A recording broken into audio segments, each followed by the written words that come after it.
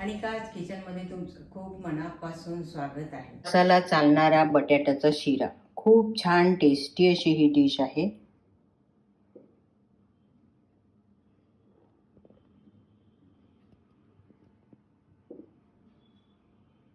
3 बटाटे घेतलेले आहे। या बटाट्याला स्वच्छ धुवून उकडून घ्यायचे आहे। बटाटे बॉईल करून झाले आहे आणि वरची साल पण काढून झाली आहे।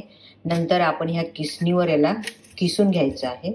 हे बटाटे आता किसून झालेले आहे। गॅसवर कढई ठेवली आहे आणि त्याच्यामध्ये 1 चमचा तूप घालत आहे। नंतर जे हे बटाटे किसून घेतले होते हे बटाटे आपण याच्यामध्ये घालून घ्यायचं।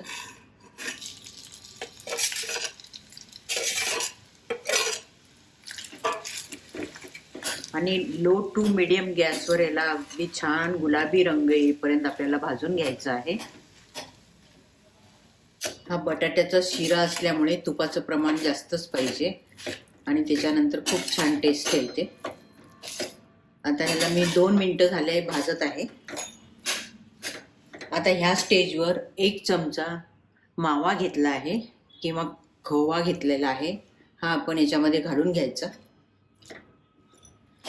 आणि ह्याला सुद्धा आपण 1 मिनिट छान भाजून घ्यायचं आहे।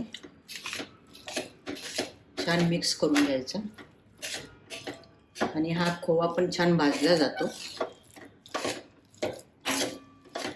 आता याला साईडने तूप सुटायला लागलेलं आहे, तुम्ही पाहू शकता।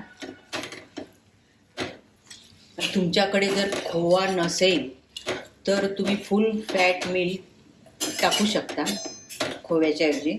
नंतर याच्यामध्ये मी अर्धी वाटी दूध टाकत आहे। नंतर ह्याला आपण छान मिक्स करून घ्यायचं आहे।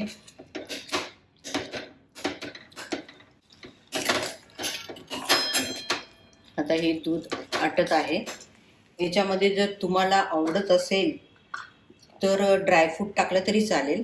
मी हे मिक्स ड्रायफ्रूट टाकत आहे 1 चमचा, नाही टाकलं तरी चालेल।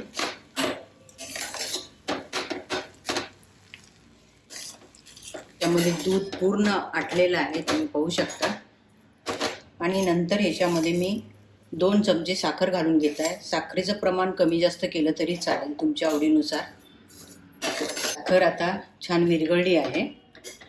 नंतर ह्याच्यामध्ये पाव चमचा विलायची पावडर घालून घेत आहे आणि ही सुद्धा छान मिक्स करून घ्यायचं। मस्त टेस्टी असा हा बटाट्याचा शिरा रेडी आहे, तुम्ही पाहू शकता। याच्यामध्ये खोवा टाकल्यामुळे खूप छान टेस्ट येते।